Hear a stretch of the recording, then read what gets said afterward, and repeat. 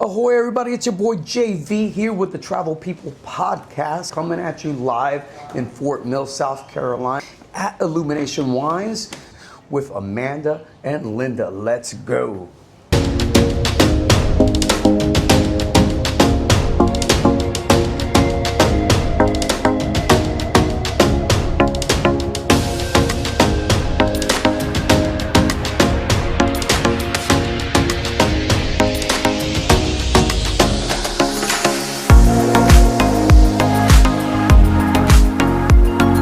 Welcome to the Travel People Podcast. It's your boy JV here once again, rolling into Fort Mill, South Carolina with another special episode. Introducing here Amanda and Linda. What's up, guys? Hi, Juan. How are you? Hey, Juan. Thanks for having us. Yeah, you know, well, Cheers. Cheers. Let me make sure Get that your I'm drink.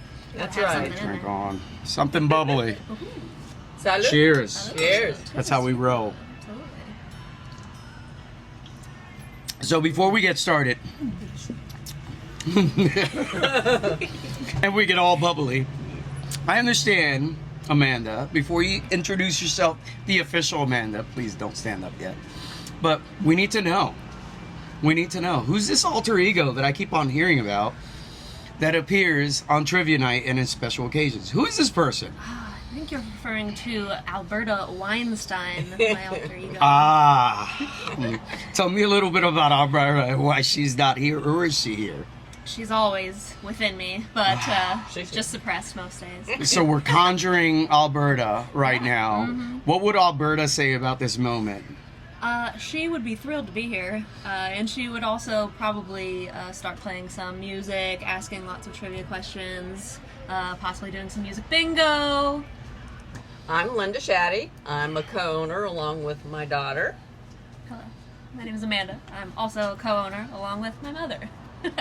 So you guys decided one day, hey, yep, I'm gonna go ahead and open up a winery in historic downtown Fort Mill. What the heck? Well, it all started on a beautiful summer day, and kind of like today, actually. Very similar. Very similar. And we were in Rock Hill. We were actually at a local winery. The and thrill. We were having a lovely bottle of wine. And as with most good ideas, come after a glass or two of wine. Well, I mean, some might say, Depending on some the of us glass. fall into bushes, some of us get in trouble with the law, but, you know. I digress. Give and take. Well, this actually came with the second bottle. That's true. Oh. That's true. That's when Yes. those plans really started Second coming bottle. full force. But What were you drinking? It was like a light It was red. a light red. Yeah. Really? It's like a blend of some kind. Not something that I love, like my partners in grapes. Oh my gosh, I miss you guys so much. But please, Yeah, so do tell. we're sitting there having a glass, and she's looking at me, I'm looking at her, we're just taking everything in, and I kind of look at her, and I'm like, you know, we could do something like this. And she kind of is like, swirling her glass, she looks at me, and she's like, what? Like what? And I'm like, you know, like this. Like I do this with my hands, all Italian style, you know. I'm like this. And she goes, Like wave at the crowd, like yes, we can do this. She's like- we can do this. She's like, go on. And I'm like, okay. So we keep drinking, and we start formulating these plans. And she actually lived in Pittsboro, North Carolina at the time. Fancy. I lived in TKK. Really fancy. And she actually, after we finalized our plans for the rest of the day, she went home that weekend, put her house on the market. It sold within 24 hours. What? And then Full she price. moved Full here. price. Full too. price. Full price. I wonder who the Yes. realtor was. Mm. Indeed. But yeah, she sold her house, moved here, and we started putting the plans into action. Wow. And took the leap. But this location, you know, it's so unique, and it really defines Fort Mill. I think it's a plantation home. It is a railroad home. It is 100 years old, right? Yes. 123. But what you guys did here is absolutely unique. Each room that you walk into is whimsical. It's like going into a storybook. You know, you go into each room, every one of them has its own character. Who conceptualized that? How was that formed? What was the idea behind that? That was all her. That was all Linda Lou. Well, you know, we wanted to do something whimsical, like you said. And that's a beautiful thing about owning a business, is is that you get to move forward with building a brand, right?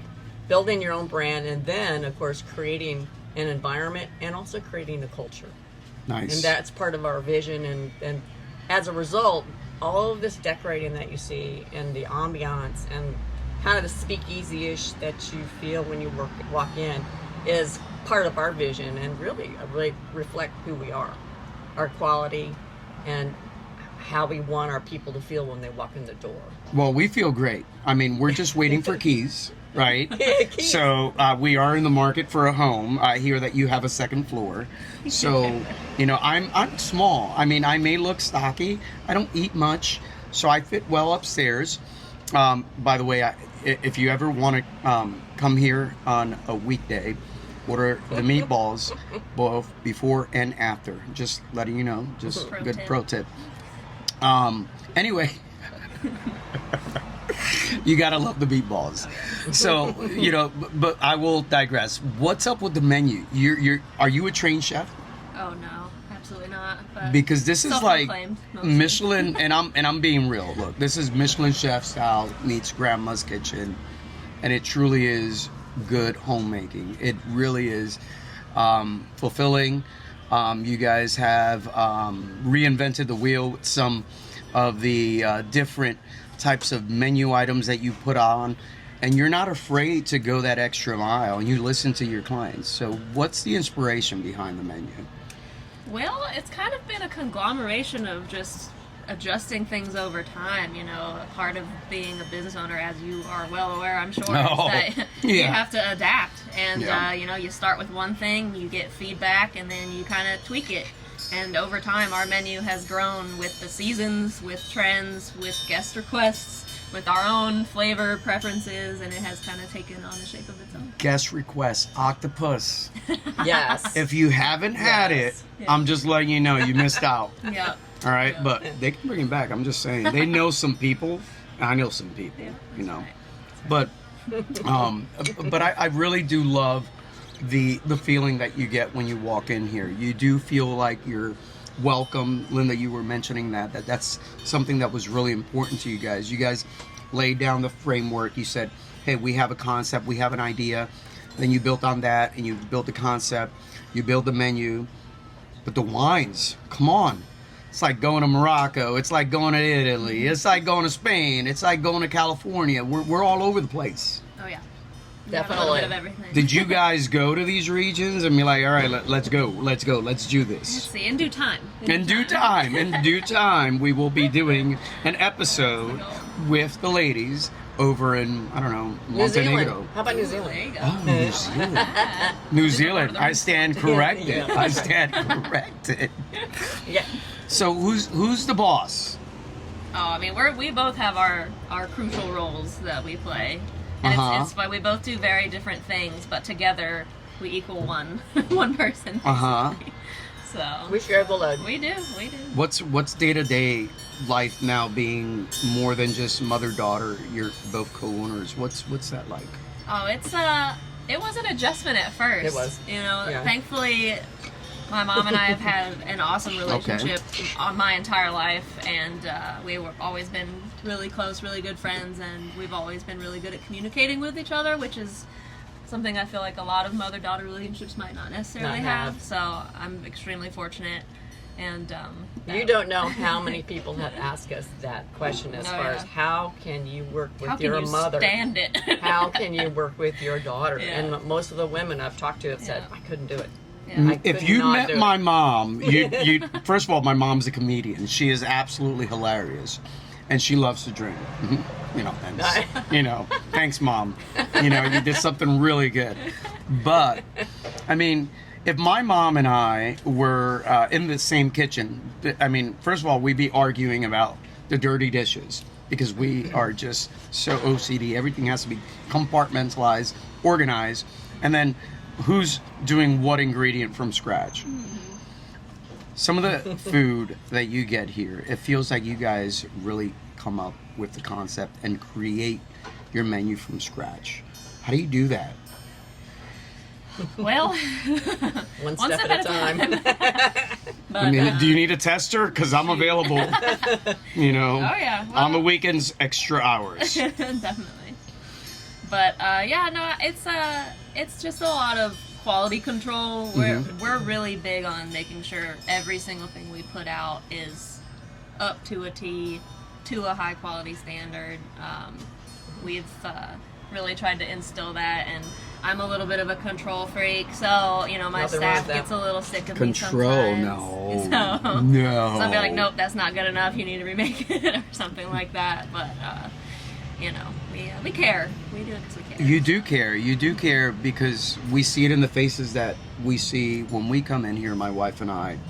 We see the faces come in and out.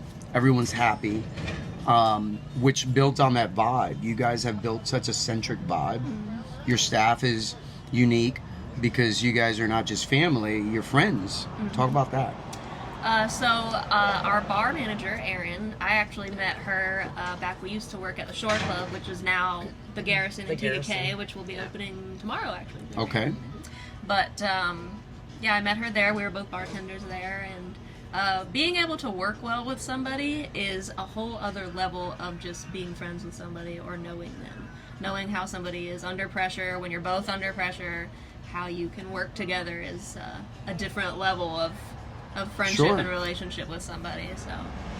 So what's next for you guys? What's going on? I hear you guys are coming up on an anniversary. Yeah, our fourth anniversary is May 30th.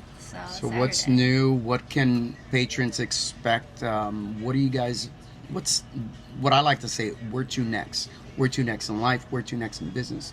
Where to next? What's next? Well, we don't have any super exciting plans as of yet, as we're still, you know, a small business, still trying to grow, but can always expect something new and exciting. Every couple of months we have different types of wine tastings, we do different events all the time. Still going to be doing trivia and all that jazz. And, you We'll know, be the doing goal some new is to things. ultimately expand. Yeah. It just takes time, you know, in today's economy and whatnot. It's Tell me about slow it. growth, but Slow it's a growth. long-term kind of gig, you know. I love that. Yeah. I love that. You're not you're not drinking a traditional wine here. You're drinking a prosecco, I'm assuming here. Yes, this is a Brut Rosé. A Brut Rosé. See, I'm getting better at this, guys. You're gonna be a pro before you know it. Yeah, a pro at falling asleep on the rockers, which I've done from time to time shamelessly. I don't care. You know, you live once. Who cares? When you're comfy, you're comfy. I'm comfy. When I come here, me and my dog, we're comfy. We know we're at home. But what's your go-to? You guys have a whole day. You're off. You're like, yep, I know I have this at the restaurant. This is my go-to every day. Why and what do you have on a daily basis? Well, it depends. It depends on what's going wrong, what's going right, and there's always something new to be expected. Sometimes it's not always good. You know, this is an older building. Okay. So you get, and you know, all of the equipment that we have is used. So pretty much every week, bless my stepdad's heart, he and her husband Mark comes in and helps us fix things every single week. Mark's like a superhero. He honestly He is. Right? He's He like, is our superhero. or he's probably the scientist that takes care of all the superheroes. and I see him, and he reminds me of a character that might be like in a Superman comic book. But I'm just saying, don't tell him that. Don't tell him that. It might go to his head. We call him Mustache Man, but he wouldn't like that. I was just about to say he might start Mustache curling man. up his Curling it up. mustache. Yeah. I wish I had that ability to curl up my mustache. Then your alter ego would have someone really to play. Ooh, off of Alberta Weinstein. I'm just Mustache saying. There you Man. go. Where Mustache did that man. come up with? How did you come up with Alberta? You know, I think it might have actually been Aaron. It was Aaron. We were talking about, because we have a huge picture, like a Albert artistic Einstein. picture of Albert Einstein in There. the bar, right Yeah. above the fireplace. Yes. She was And leaning and looking at it. We were trying to come going, up with like a little stage name for Trevingo for Yeah. me, and I think she just said, "What about Alberta Weinstein?" That is It hilarious. was. It stuck. It did. It Ever definitely since stuck. then. Because everyone who comes here on trivia night, for the life of me, they're like, "Oh yeah," and Alberta was such a great host. And I'm laughing inside. Yep. Because Like, you know, Alberta. I think it's great that you have that, but it's super sweet that the clients that are not regulars come in here and they're like, well, wait a minute, that was one of the best trivia nights that I've had in like forever, and that Alberta person, I want to hire her and bring her over. But unbeknownst to them, you've created this this alter ego. You didn't do any theater or anything in high school or anything or in college. I took the kind of drama classes that I thought were just like the easy ones that I could just kind of skirt through school by taking, because I was not the best student growing up, to be honest. I wasn't the best student. My drama classes were in Newark, New Jersey, so... Oh, yeah. No, I'm just teasing. Teasing. Shout out to Newark, New Jersey. And shout out to Devious Designs, who made these beautiful shirts for us, by the way. He's doing some incredible work. Check him out on Instagram. I'll put all the information on there. He's got a great company, small business owner, just doing some incredible things. So if you got big ideas, he's ready to help you. And shout out to Matt Glees with Confined Space Coffee. They've always come through for us. As you guys know, we've gifted so many Confined Space Coffee bags, so we're truly appreciative of that. But tell us a little bit more about Linda and Amanda, the before the Illumination Wine years.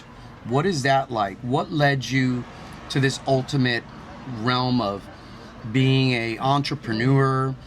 We talked about the idea spawned during a wine session, but really, when I was growing up, I know my dreams were like, I want to be a movie star. I want to do, I want to travel the world and be the captain of a ship.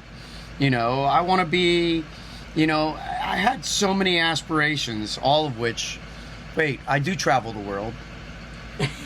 I have captained a ship. All right, so never mind. I mean, but you're there, buddy. I'm there. But what was that dream? How did that look growing up and saying, this is where I want to be? And then looking back, reflecting in comparison, because I do that all the time. I compare. I'm like, what? I wanted to do what? And where am I now? What's that like right now? What's life like right now? Oh, it's crazy. I mean, just thinking about, like you said, when you're growing up, you want to be a fireman or a veterinarian or a nurse or something like that. Dental hygienist. Or you could have 5 different college majors like me and take 7 years to graduate, but hey, whatever. I mean, I had 5 different girlfriends in college. No, I'm just teasing on. I'm sorry. But I mean, you never know where you're going to end up in life, and a lot of it is through the choices you make and the people you meet. And one thing that's always stayed the same, though, was me and my mom's friendship and our relationship. Yes. And did you always like wine, though? Was it like, yep, absolutely? What I was about to say was a part of our bond once I was old enough to legally drink. Yeah. Which was like, to, look, if this is in the Bahamas, 18, 21 for U.S. purposes. No, I'm just teasing. But we would actually go. She, still lived. I still lived here, and she still lived in Pittsburgh area. And she would travel up to me here, and we would actually go and to wineries within about a 2-hour driving distance, and we'd go hit them up, and that would be our mother-daughter day. We would go. So you grew up in the Carolinas. Yep. So what do people think about you having a winery here in town? Because when people hear the word winery, they hear, you're making wine, but really they don't understand the term itself, and they don't understand the concept of what you're doing and how you're producing and how you're participating in the overall growth of such a great industry. So explain to people, define your business for them. Sure. I mean, so technically it is a wine bar. The sign is a little misleading because it does say winery on it. And that was the original plan, actually, was to make our own wine. And then, licensing, state of South Carolina, a little things in watching you state of South Carolina. Yes, we're watching.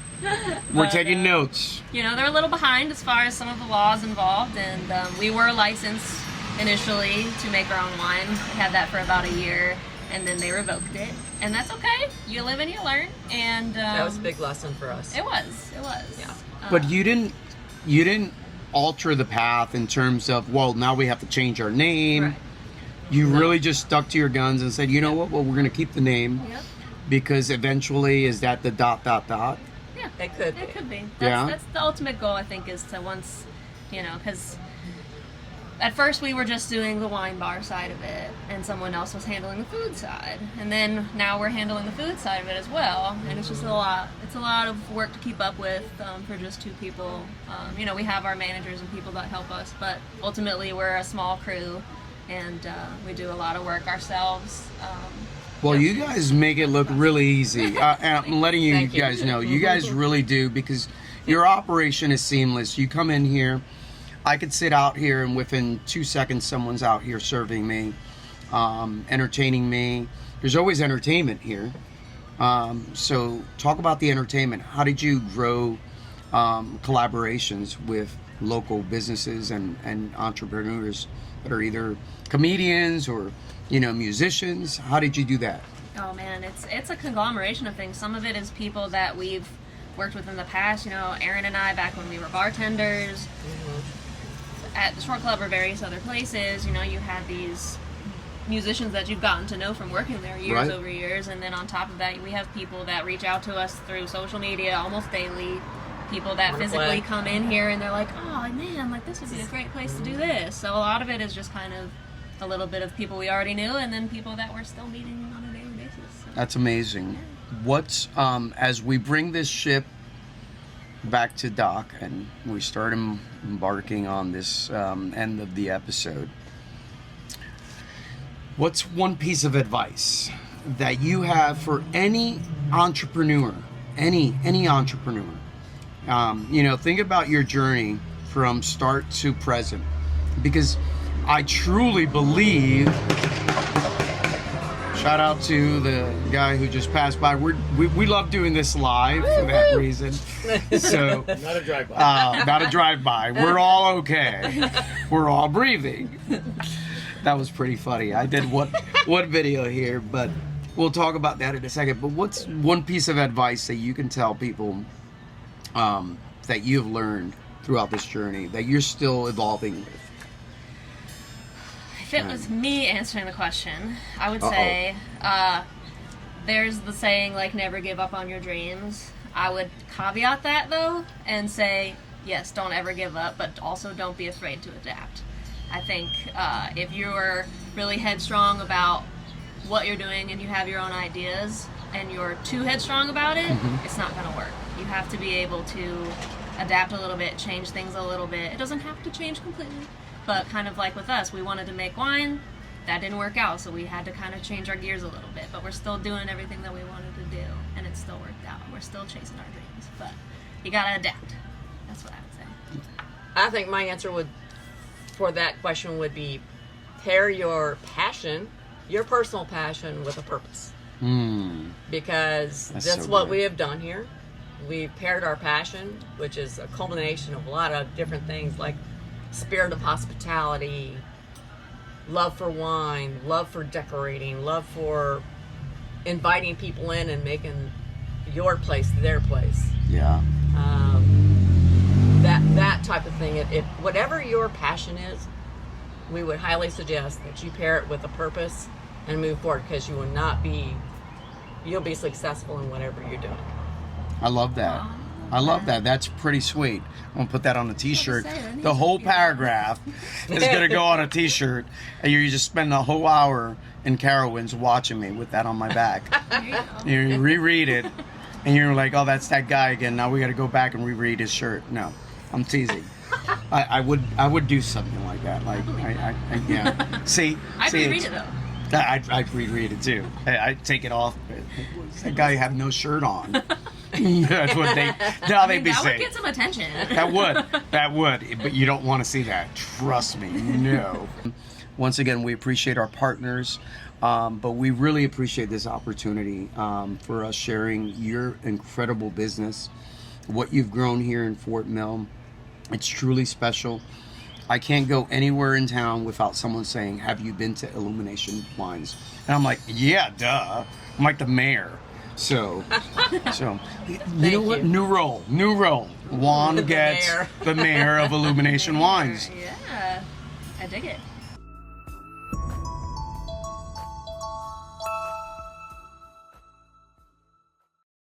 Check, check. 1, 2, 3. Now Check one. All right, check Check, 1, 2. What's up? Check. Chickadee check. What? You are recording. What's up? Chickadee check. Thank you, baby Jesus, for controlling this moment. All right, stop. Thank you, mi gente, for joining us again on the Travel People Podcast. We hope you found this and all of our episodes enlightening and inspiring for your next adventure. Hey, please be reminded that the views and opinions expressed during our show are those of the individual speakers and do not necessarily reflect the official policies or any positions of any of our affiliated organizations.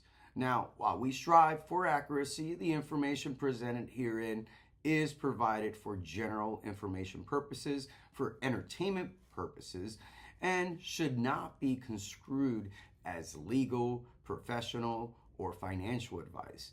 Any reliance you place on such information is strictly at your own risk. Now, we encourage you to consult travel advisors and speak with qualified experts before making any travel decisions. If you enjoyed today's episode, we would greatly appreciate your support. Please subscribe, leave a review, and share this podcast with fellow travel enthusiasts. For more information, resources, and updates, call us at 803-280-4727. Remember, the world is vast and waiting for you to explore it. Travel safely, and until next time, peace.